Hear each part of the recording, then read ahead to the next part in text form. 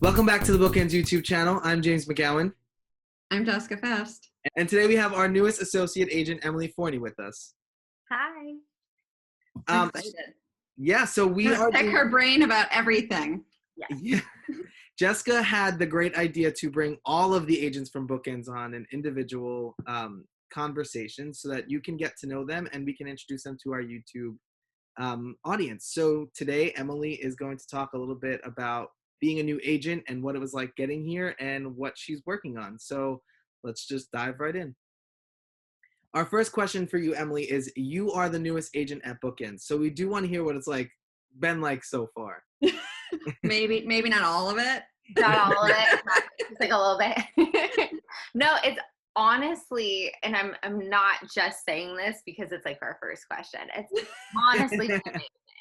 I was kind of under the impression for the longest time that agents just worked very independently. I almost like envisioned them like independent contractors that worked in like the same space, maybe represented the same name, but ultimately we're sort of like, I'm doing this for myself and I have like my own individual brand. And that's kind of how I was like approaching this idea of what agenting actually was. And like, honestly, all the agenting ideals I had also came from the media, which like really influenced that. And so when I came here and I realized like how unbelievably like collective this group is, and that this was so much more of like, I don't want to say like home, because I feel like sometimes when we like look at workspaces as home, that like it looks different or seems different. But no, we all have these individual specialties that sometimes will intertwine with one another, and it's all about like kind of sharing these resources, these experiences. It feels as if we are like walking like libraries, because we each have like a different area and we really just like create one giant space. So it's been great. And the mentorship has been amazing. I feel like I've been going to Jessica for everything, and she's like, ask me all the questions. I get nervous to ask all the questions because I have so many, but everyone has genuinely been so open about sharing just like these experiences, which are vastly different from one another. So like, yes, I think everyone has like the same sort of like pattern of like, this is, I became an agent through whatever means, and this is what I'm doing now with my work. But the things that they've gone through and the people they've represented and the books that they've like helped really kind of just create and put into this world has so many different nuances to it. And I'm learning from that, and it's been really great.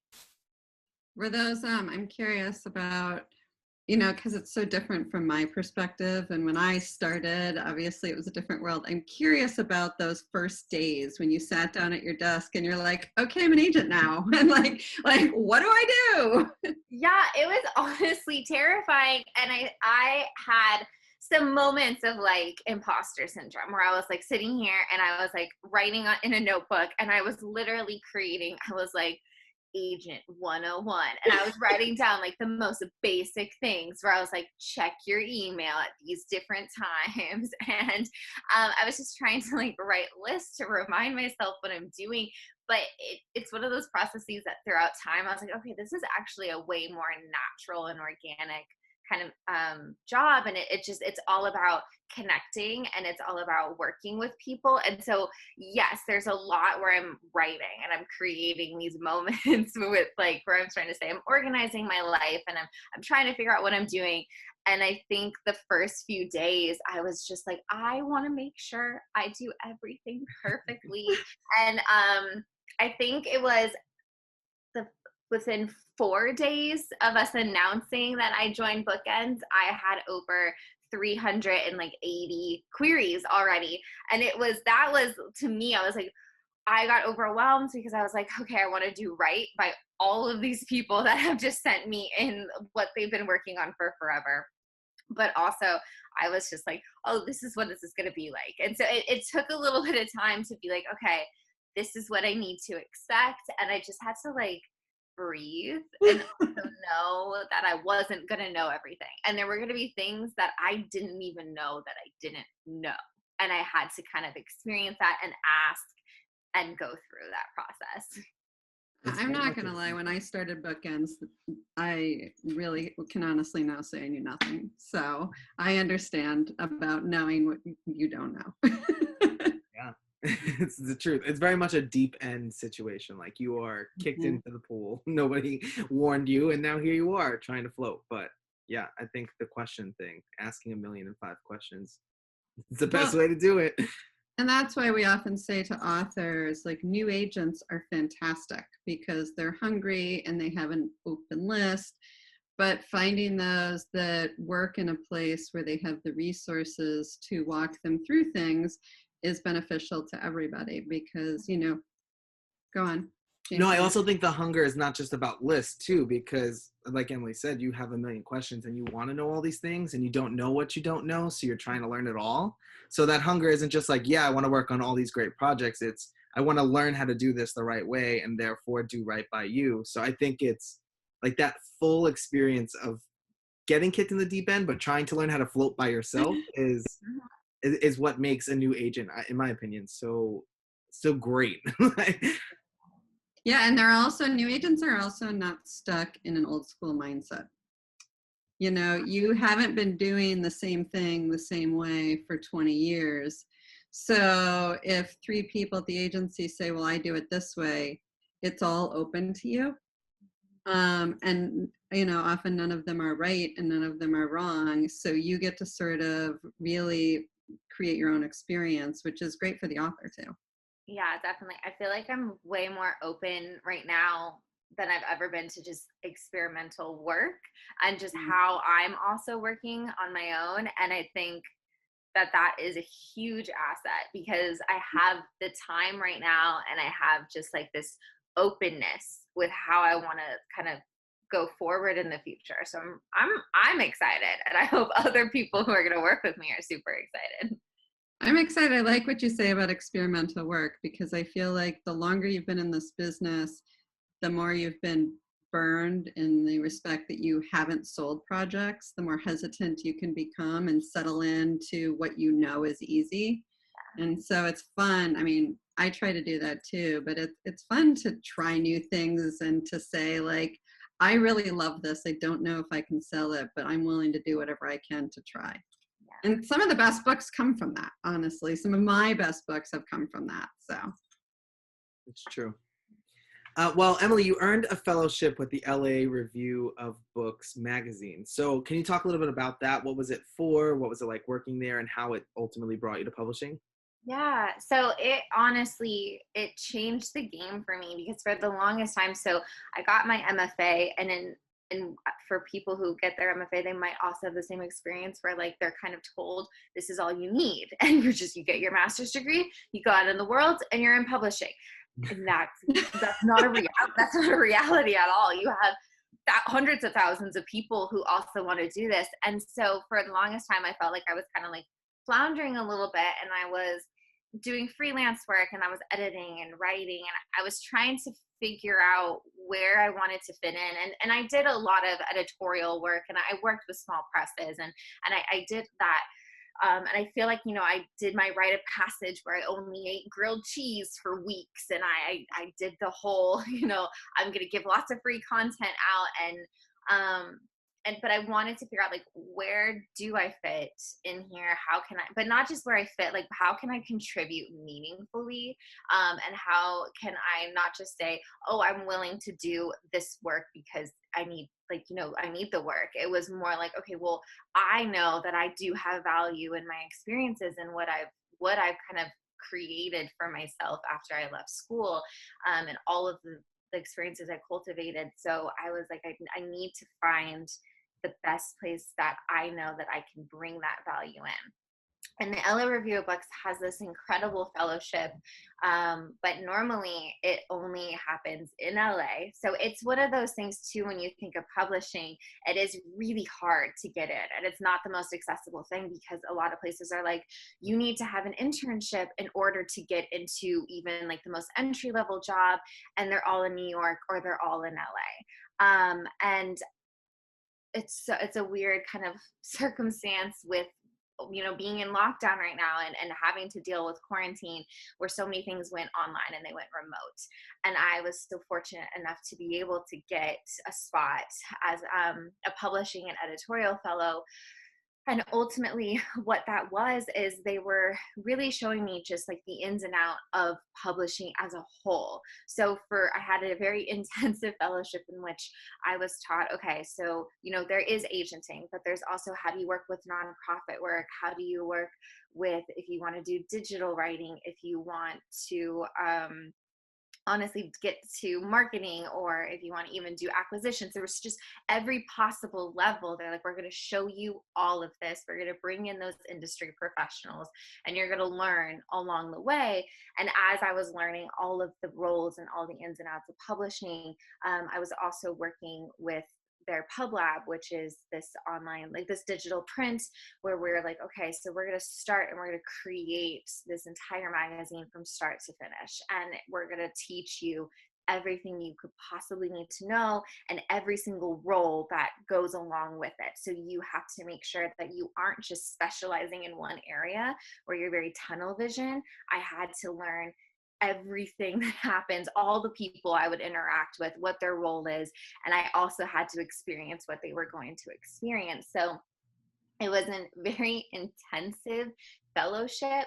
And ultimately what it was supposed to do is they kept asking us, like, what are you going to bring to this industry? And it was also supposed to be for people who couldn't typically get, I don't even want to say accepted in, but it's like the door wasn't open for a lot of us. And so they were like, we're going to give you that open door. And now what do you want to do with it? And we had a very, very diverse cohort of other fellows as well. And it was really incredible. And when we got to our like kind of section, our unit about agenting, I absolutely fell in love. And I was like, okay, that's exactly what I wanted. I worked in a space where in editorial, I was given projects. I was like, okay, I'm either going to accept it or I'm going to reject it. I'm going to work on it. And then I'm not really going to ever see that editor again or that writer again. And then it's done. Right. I wanted to cultivate relationships. I wanted to stay with someone through their career. And if something wasn't perfect or, perfect for industry ITLs, I wanted to be able to say, let's work on this. And I'm ready to be that person that collaborates with you. And that's kind of what this whole fellowship led me up to. And within the fellowship, that's where I found BookEnds. And then it just kind of rolled from there. I love what you said about what will you bring to this industry.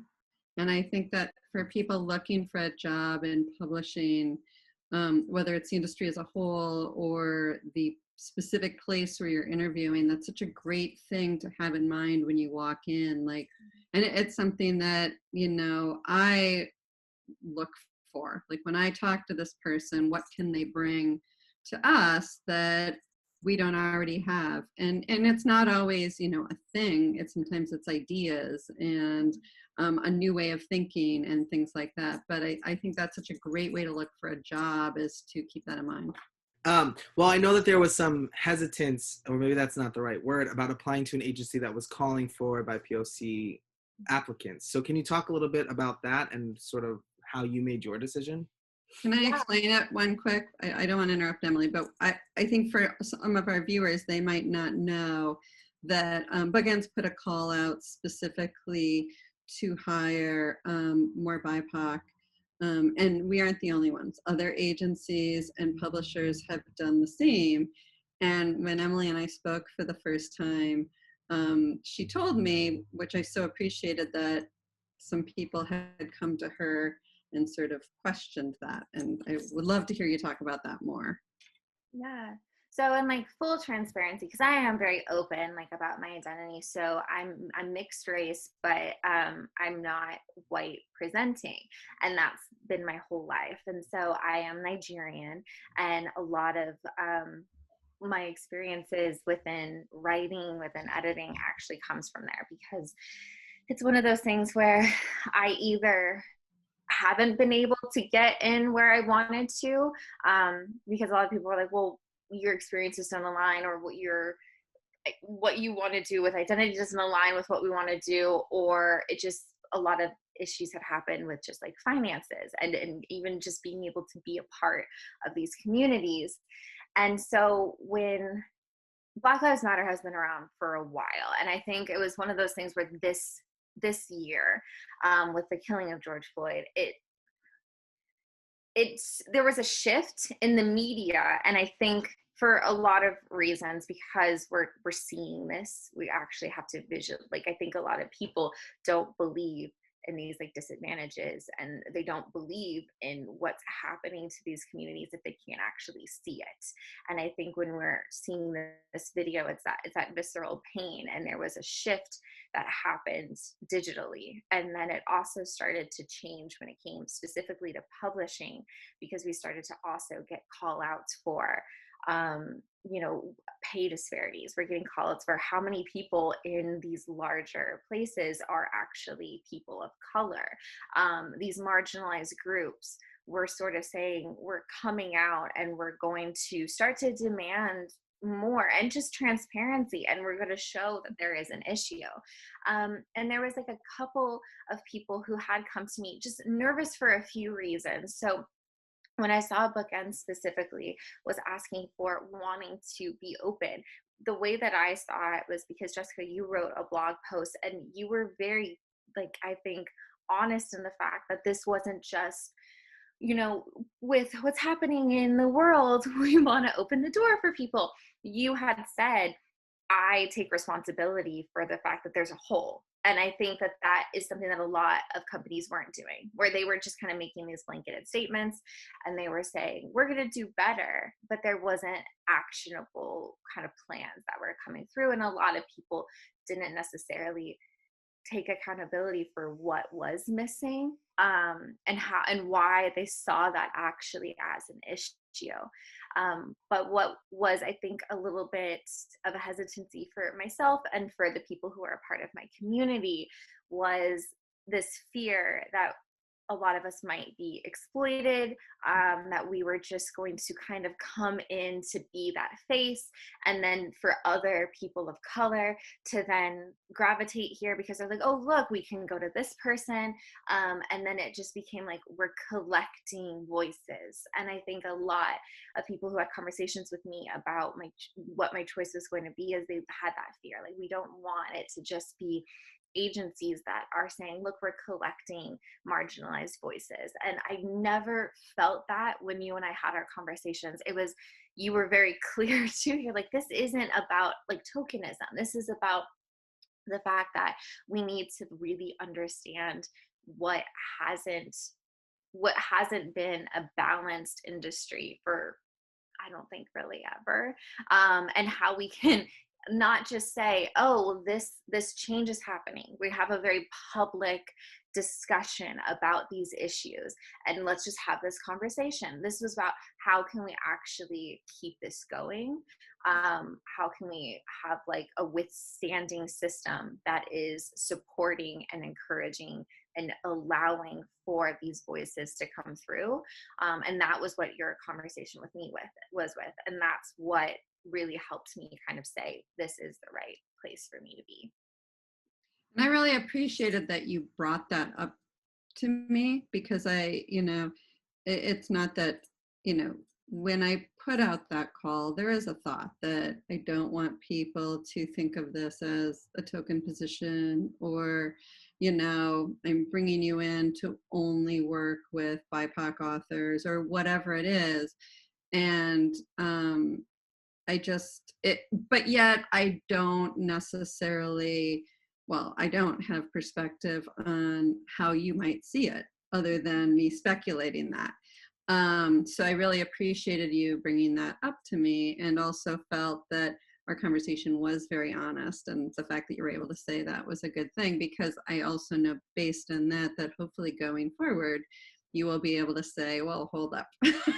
if ever you need to say, oh, hold up, kind of thing. Yeah, and I think that's what's really great, is because we've always had such an open discourse around what I'm going to do and what my work is going to be like and what experience is like and what I hope anyone who does want to get into this industry, whether it is being an agent or an editor, or honestly in any place, it's this idea that like identity is it's so tricky, because I think a lot of people are like, I don't want that to just be my only marker, and I don't want that to just be the only thing that people see me as. But at the same time, it it's influenced my worldview. It's influenced the lens in which I edit and I see things, and it's helped me become a way more empathetic person to people in my own community, but also to understand like my experiences have value that others might not have been able to come to. And so while I think like as a Black agent, I don't want to be like, well, I'm the Black agent, but it's also like I feel like, especially when I talk to authors lately, when they come to me with issues about their concerns when it comes to representation in their work and their characters, or how they want themselves to be perceived, I feel like I'm able to come to this from a place that a lot of people aren't able to see. And I think that this idea of bringing Black agents on, and just bringing agents of color, marginalized groups, anyone honestly who doesn't fit, the very traditional cis white mold, it's not about, oh, well, let's just kind of like fill these holes and they're going to represent one area. It's kind of being able to say, they have experiences that are not transferable, and we're going to be able to create incredible work because of what they've been able to use their like they're able to use their worldview, they're able to use their language. It comes down to so many other things, and I think that's what I tried really hard to promote within myself and really stand by when I entered in here. Yeah, well, thank you for sharing that. I liked hearing it. So as a new agent, you have the, I think, unique opportunity to build your list from scratch. So in terms of picking the genres and the types of projects you're going to be working on, how did you start to make that decision and really formulate what you're looking for? I kind of just decided that I wanted to find things that, to start with, I was like, I'm going to be as open as possible. So there's two realms to it where I'm like, I'm going to look at everything and be surprised, because I think for me, I was like, well, I love genre fiction with like fantasy and sci-fi and the supernatural. And I also have learned about myself that like when I'm most stressed and to like recharge, I need the cheesiest, most romantic YA book there is, like the one where exactly who's going to end up with who, like on page 5. And so I was like, I knew that I loved those, and I knew that I was going to try to champion those and like bring those into my list. But then I also thought, those are the works that I have always just been a part of, and so my bookshelves are lined with them, and I'm always just gravitating towards those when I go to bookstores or whatever it is. And I was like, what if I fell absolutely in love with another genre that I normally don't look at? And so I was like, I'm just going to be open, and I'm going to, if something just catches my attention, even if it's just a couple of words in a query that I don't really know what this means, but it just fascinates me, I'm going to grab. And that's actually how I found out I adore and love middle grade books. And I really didn't think that was going to be the case for me. I thought YA was my home and my heart, and it is still. But I started to read the like whimsy and the adventure and just the fun of these middle grade stories, and I have found truly incredible authors. And I didn't realize just like how you're on the cusp of childhood and this young adult sort of teenage, I guess, complexities in the storylines, but there's this like weird little magical bubble that exists specifically for middle grade, and I love it. I love everything about it. But like I said, I'm super open to anything.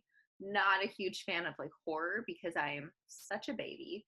I will cry just, yes, too much. It's too much.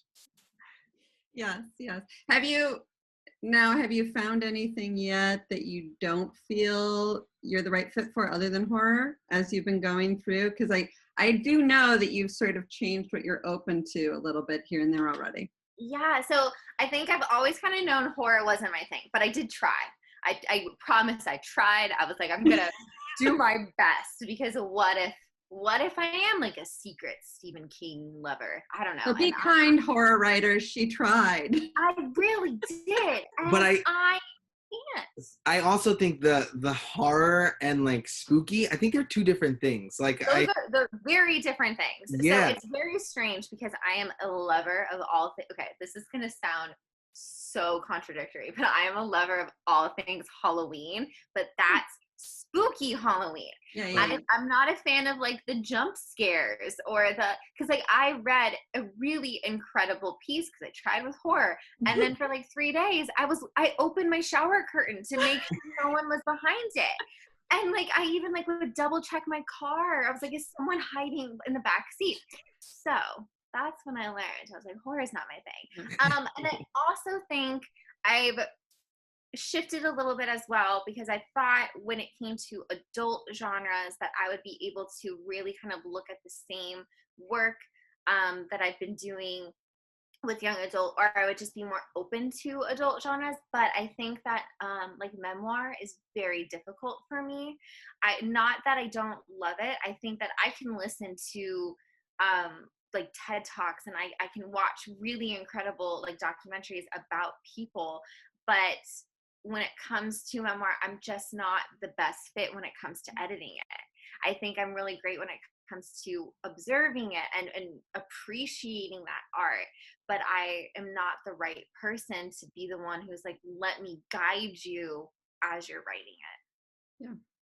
No, I get that. And I think that's something that authors sometimes don't understand, is how much different it is to read versus work on a book, and the things we must take into consideration if we're going to represent a certain genre or even a project specifically. I mean, I've certainly in the course of my career turned down projects that I knew were great, but I just didn't know how I would be able to edit it.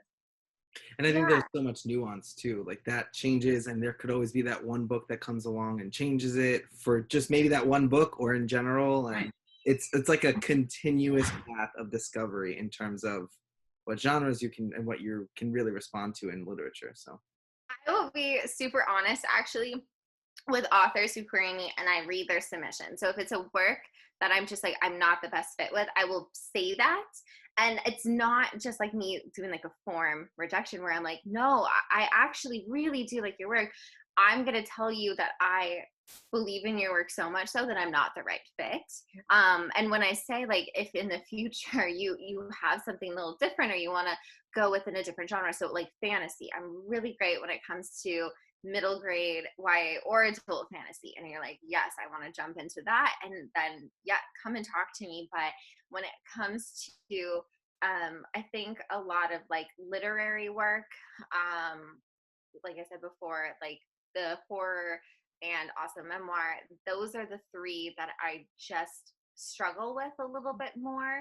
And so like I want everyone to know, like, I respect your work so much so that I'm not going to risk kind of editing it when I know that that's not my expertise, and I'm just super honest about it.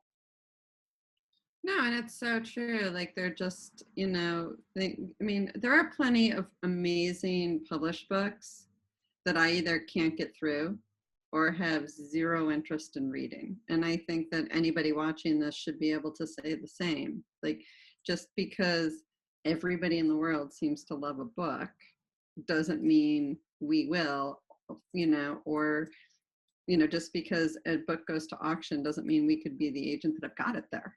Yeah. Agreed. Well, there's also a second level to it too, because you're a writer. So how does that inform the sort of decisions that you make on? That was a good segue. And I'm not even cropping this part out. I love that you had to cut yourself off to self-congratulate, though. I appreciate that. Thank you. Well, everybody has to be able to acknowledge when they do something great. And it was a great segue. In the middle of this, I'm glad cut. Okay, Yep. No, but how does that inform when you are making that decision of, well, this isn't my area of expertise, or I can't really bring the best to your project. There's somebody else that well, I would first like to self-congratulate myself as being an agent and a writer, and also just wonderful. That's what I'm But dropping out. no, I think, I don't know, it's hard because, so I am very picky, not even picky, but I have like a routine and like a ritual. So when I write, I try so hard not to consume any kind of writing or media that falls into the genre that I'm writing in.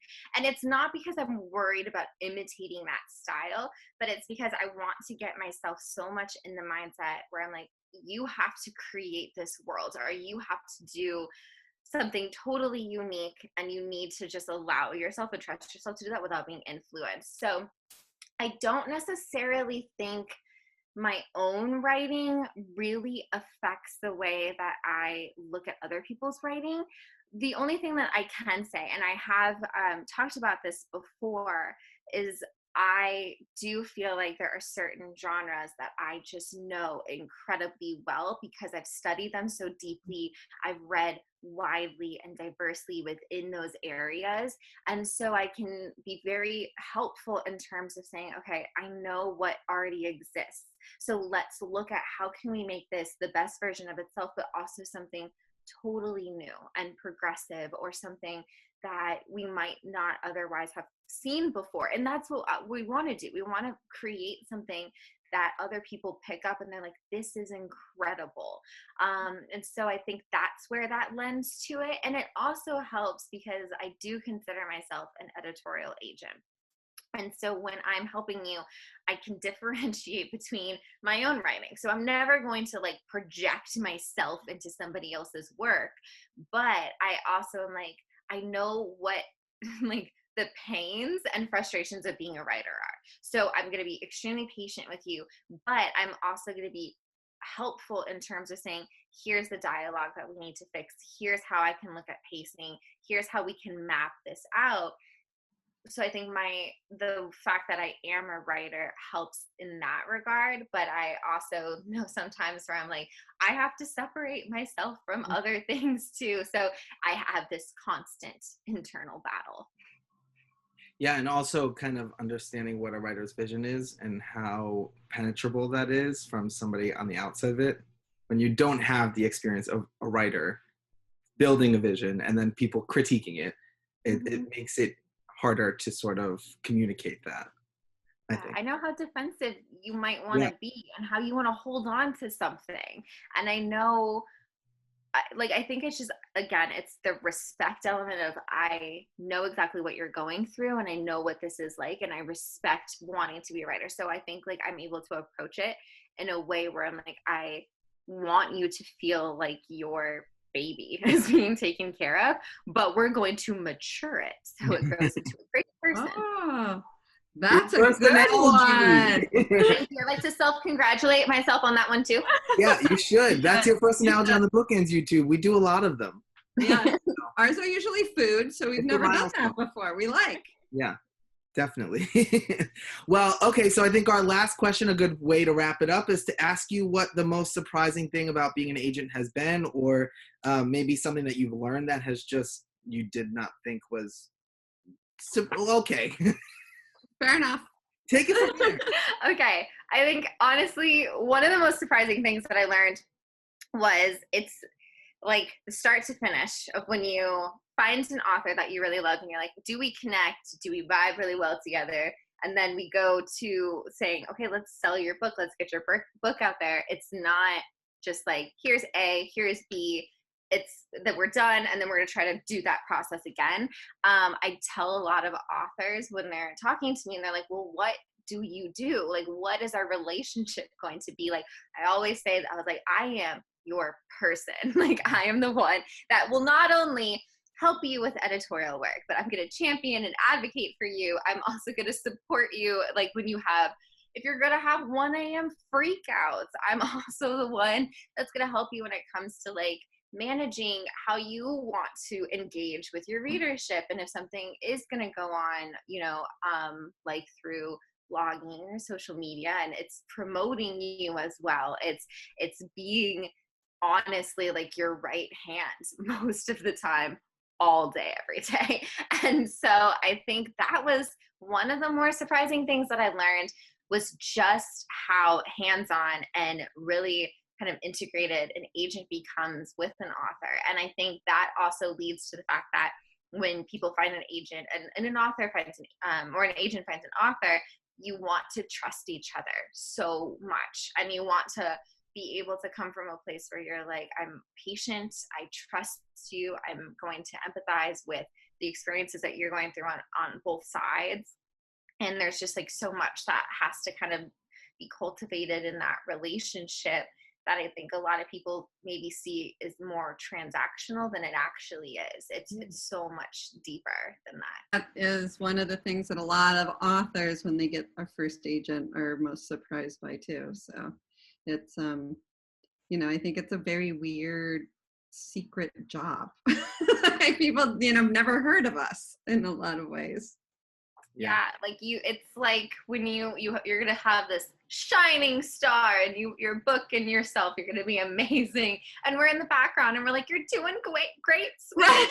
We are the Kris Jenner of publishing, but we don't. That is so gonna be a meme. Yeah. It's true. Well, this was great. That's all we've got for you, but thanks so much for joining us on the YouTube. If you want it was fun. Yeah, it was fun. There's going to be a video like this for all of the agents at BookEnds, but if you want to find out more about Emily, everything is linked below in the description, including the link to the submissions page and also her query form. So we'd love for you to like and subscribe, and don't forget to come back next time.